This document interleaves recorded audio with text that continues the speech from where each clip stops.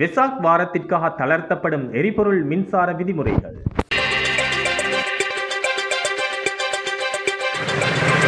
புத்தரஷ்மி வெசாக் வலயத்தில் ஏற்பாட்டு பணிகள் மற்றும் வெசாக் வலயம் நடைபெறும் காலப்பகுதியில் மின்சக்தி பயன்பாடு ஆகியன குறித்து அவதானம் செலுத்தப்பட்டுள்ளது. புத்தரஷ்மி வெசாக் வலயம் தொடர்பான இறுதி கலந்துரையாடல் நேற்று அலரிமாளிகையில் பிரதமரின் செயலாளர் பிரதீப் சபுதந்திரி தலைமையில் நடைபெற்ற போதே இது குறித்து ஆராயப்பட்டுள்ளது. இதற்கமைய வெசாக் பண்டிகையை முன்னிட்டு எரிபொருள் மற்றும் மின்சாரத்தை பயன்படுத்துவதற்காக அரசாங்கத்தால் விதிக்கப்பட்டிருந்த விதிமுறைகளை தளர்த்துவது குறித்து இதன்போது தெளிவுபடுத்தப்பட்டதுடன் வெசாக் வலய பணிகளை வெற்றிகரமாக ஏற்பாடு செய்வதற்கும் ஒருங்கிணைப்பதற்கும் நியமிக்கப்பட்ட குழுக்கள் அதிகாரிகளின் விவரங்களை பெற்றுக்கொள்ளும் நடவடிக்கையும் முன்னெடுக்கப்பட்டது. மேலும் தற்போது நிலவும் நெருக்கடி நிலை காரணமாக கடந்த வருடங்களுடன் ஒப்பிடுகையில் இம்முறை எரிபொருள் மற்றும் மின்சாரத்தை சிக்கனமாக பயன்படுத்துவதற்கு தீர்மானிக்கப்பட்டுள்ளது. அதன்படி குறைந்தபட்ச எரிபொருள் மற்றும் மின்சார செலவுடன் கொள்கை வழிபாட்டிற்கு முதலிடம் வழங்கி ஆசிம வழிபாட்டின் மூலம் பக்தர்களின் மனங்களை மகிழ்விக்கும் வகையில் வெசாக் வலயத்தை அலங்கரிப்பதற்கு பணிகள் மேற்கொள்ளப்பட்டுள்ளதாகவும் இம்முறை வெசாக் வலயம் இரவு 7 மணி முதல் நள்ளிரவு 12:30 மணி வரை நடத்தப்பட உள்ளதாகவும் கொழும்பு கங்காராமா விகாரையின் விகாராதிபதி கலாநிதி கிரிந்தே அஸ்ஸஜி தேரர் தெரிவித்துள்ளார்.